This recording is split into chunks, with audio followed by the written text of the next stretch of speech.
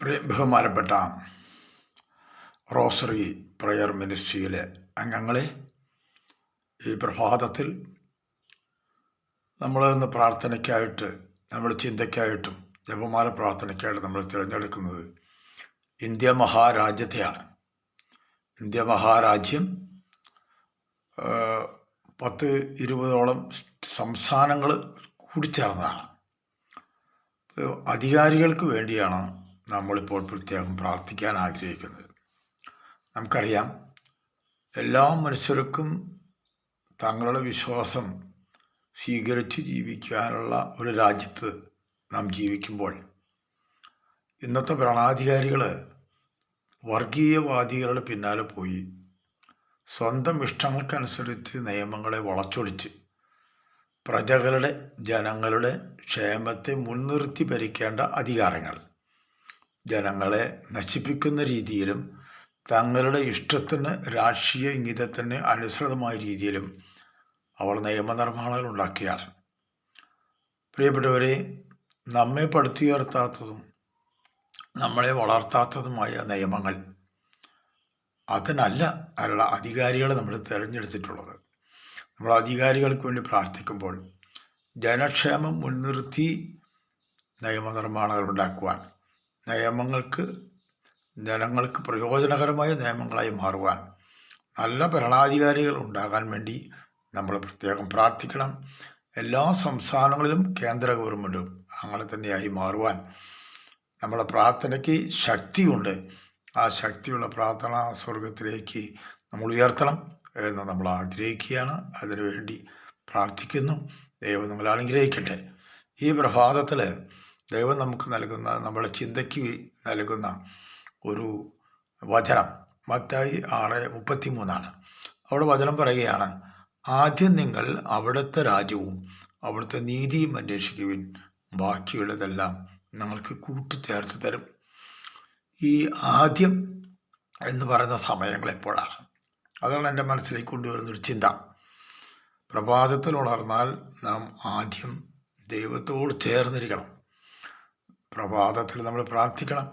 നമ്മുടെ അനുദിന ജീവിതത്തിൽ നാം കണ്ടുമുട്ടുന്നവർക്ക് വേണ്ടി, ചെയ്യാൻ പോകുന്ന തൊഴിലുകൾക്ക് വേണ്ടി, നമ്മുടെ കുടുംബാംഗങ്ങളുടെ മക്കളുടെ വിദ്യാഭ്യാസം, തൊഴിൽ മേഖലകൾ എല്ലാം നയിക്കപ്പെടാൻ വേണ്ടി പ്രഭാതത്തിൽ ഉണർന്ന് ദൈവകരങ്ങളിൽ നിന്ന് ശക്തി സംഭരിക്കണം.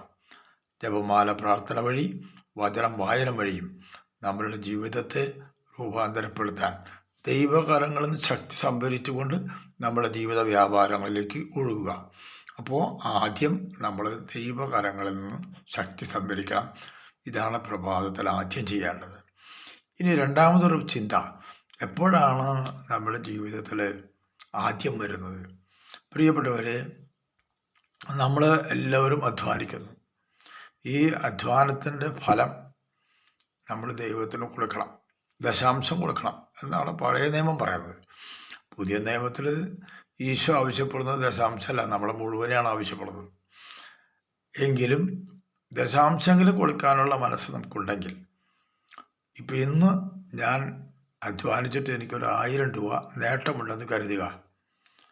അപ്പോൾ ആദ്യം ഞാൻ ചെയ്യേണ്ടത് ആ 1000 രൂപയിൽ നിന്ന് 100 രൂപ എടുത്ത് മാറ്റിവെക്കണം.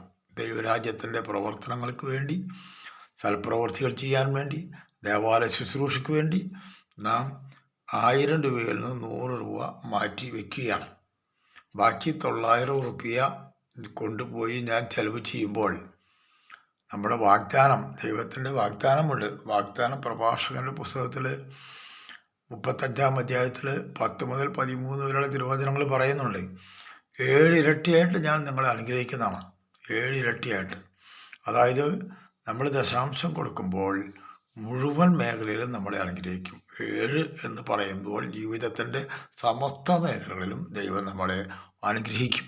അതാണ് ദൈവത്തിൻ്റെ വാഗ്ദാനം. അപ്പം നമ്മളിന്ന് പലപ്പോഴും സംഭവിക്കണമെന്ന് വെച്ച് കഴിഞ്ഞാൽ, കയ്യിൽ പണം കിട്ടിക്കഴിഞ്ഞാൽ അത്യാവശ്യം കാര്യങ്ങളൊക്കെ ചെയ്തു കഴിഞ്ഞു, ബാക്കി ഉണ്ടെങ്കിൽ ഈശോയ്ക്ക് കൊടുക്കാം, സുവിശേഷത്തിന് കൊടുക്കാം. അത് തെറ്റാണ്. അതിൽ നമ്മൾ ദൈവാനുഗ്രഹം പ്രാപിക്കുന്നില്ല. അപ്പം നമ്മൾ ആദ്യം ദൈവരാജ്യം അന്വേഷിക്കുക എന്ന് പറയുമ്പോൾ, എൻ്റെ കയ്യിൽ പൈസ വരുമ്പോൾ അതിൻ്റെ നേട്ടത്തിൻ്റെ ദശാംശം നമ്മൾ ഈശോയ്ക്ക് വേണ്ടി മാറ്റിവെക്കുക. നിങ്ങൾ അങ്ങനെ ഒന്ന് ചെയ്തു നോക്ക്. ദൈവം നമ്മളെ ധാരാളമായി അനുഗ്രഹിക്കുന്നത് കാണാൻ സാധിക്കും. ഞാൻ എൻ്റെ അനുഭവത്തിൽ നിന്നും കൂടിയാണ് ഞാൻ സംസാരിക്കുന്നത്. ഇനി മൂന്നാമതൊരു സമയം, ആദ്യം. എപ്പോഴാണ് നമ്മുടെ ജീവിതത്തിൽ ആദ്യം വരുന്നത്? പ്രിയപ്പെട്ടവർ, നമ്മുടെ കുടുംബ ജീവിതത്തിൽ ഒരുപാട് പൊതുവായ കാര്യങ്ങൾ, പ്രത്യേകമായ കാര്യങ്ങൾ, വലിയ കാര്യങ്ങൾ ചെയ്തെടുക്കേണ്ടതുണ്ട്. മക്കളുടെ വിദ്യാഭ്യാസം, വിവാഹം, തൊഴിൽ, ഇത്തരം മേഖലകളിലൊക്കെ നമുക്ക് ആലോചന ആവശ്യമാണ്. അപ്പം ഭാര്യയും ഭർത്താവും ഒരുമിച്ചിരുന്ന് നമ്മൾ ചെയ്യാൻ പോകുന്ന കാര്യത്തെക്കുറിച്ച് മാതാവിൻ്റെ വിമല ഹൃദയം വഴി സമർപ്പിച്ച് നമുക്കൊരു പ്രാർത്ഥന ചെല്ലാം, ഒരു ജപമാല. എന്നിട്ട് നിങ്ങൾ എടുക്കുന്ന ഒരു തീരുമാനം നോക്കിയാൽ അത് വിജയിക്കും. അപ്പോൾ ആദ്യം നമ്മൾ ദൈവത്തോട് ആലോചന ചോദിക്കുകയാണ്. ഈശോയെ, ഞങ്ങൾക്ക് ഈ മകൻ്റെ കല്യാണം നടക്കണം, അല്ലെങ്കിൽ മകന് ഈ ജോലി കിട്ടണം, അല്ലെങ്കിൽ ഞങ്ങൾക്ക് ഇന്ന കടം വീട്ടണം, ഇന്ന സ്ഥലത്ത് ഇന്ന ചെയ്യാനുണ്ട്, പല പല പദ്ധതികൾ നമുക്ക് ചെയ്യാനുണ്ട്. അതെല്ലാം ഭാര്യയും ഭർത്താവും ഒരുമിച്ചിരുന്ന് പ്രാർത്ഥിച്ച്, മത്തായി 18-ാം അധ്യായത്തിലെ 19, 20 തിരുവചനങ്ങളിലുള്ള അതാണ് പറയുന്നത്. രണ്ടുപേരും ഒരുമിച്ചിരുന്ന് ചോദിക്കുക. ആ ഒരുമിച്ചിരുന്ന് ചോദിച്ചതിന് ശേഷം നിങ്ങൾ എടുക്കുന്ന തീരുമാനം വിജയിക്കും.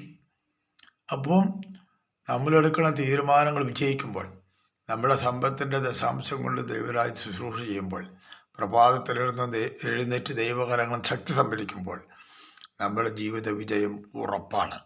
പ്രിയപ്പെട്ടവരെ, ഈ സന്ദേശം കേൾക്കുന്ന നമ്മൾ ഓരോരുത്തരും, നിങ്ങൾ ഓരോരുത്തരും, ഞാനും ഈ നിയമങ്ങളനുസരിച്ച് ജീവിച്ചു പോകാനുള്ള കൃപയ്ക്ക് വേണ്ടി നമുക്ക് പ്രാർത്ഥിക്കാം. പരിശുദ്ധ അമ്മയുടെ വിമല ഹൃദയം വഴി തിരുക്കുടുംബത്തിൻ്റെ വേഗമുള്ള കാവൽക്കാരനായ ഔസേപ്പ് പിതാവിൻ്റെ മാധ്യസ്ഥം വഴി നമുക്ക് ഈ വചന ശുശ്രൂഷയെ അന്യഗിച്ച ദൈവത്തിന് സമർപ്പിക്കാം. മാതാവേ, ഔസേപ്പ് പിതാവേ, ഞങ്ങൾക്ക് വേണ്ടി പ്രാർത്ഥിക്കണമേ. ഈ സന്ദേശം കേൾക്കുന്ന ഓരോ വ്യക്തികളും അനുഗ്രഹിക്കപ്പെടട്ടെ എന്ന് പ്രാർത്ഥിക്കുന്നു. നന്മ നിറഞ്ഞ മറിയമേ, നിനക്ക് സ്തുതി. കർത്താവ് അങ്ങയോട് കൂടെ സ്ത്രീകളിൽ അങ്ങ് അനുഗ്രഹിക്കപ്പെട്ടവളാകുന്നു. അങ്ങയുടെ ദുരത്തെ ഫലമായ ഈശോ അനുഗ്രഹിക്കപ്പെട്ടവനാകുന്നു. പരിശുദ്ധ മറിയമേ, തമ്പുരാൻ്റെ അമ്മേ, പാപികളായ ഞങ്ങൾക്ക് വേണ്ടി ഇപ്പോഴും ഞങ്ങളുടെ മരണസമയത്തിലും തമ്പുരാനുള്ള അപേക്ഷയോടെ ആമേൻ.